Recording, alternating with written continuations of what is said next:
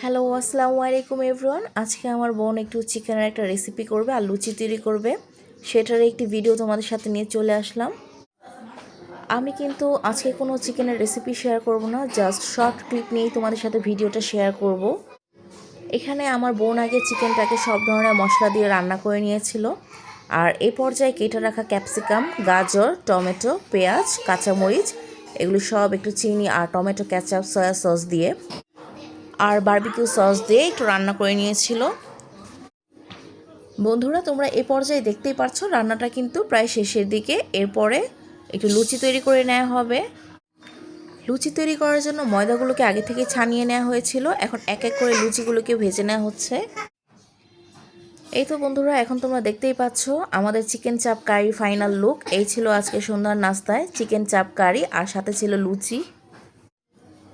তো ওকে বন্ধুরা, আজ এই পর্যন্তই ছিল ভিডিও ব্লগ। দেখা হবে তোমাদের সাথে আবার নেক্সট ডেতে। Bye bye.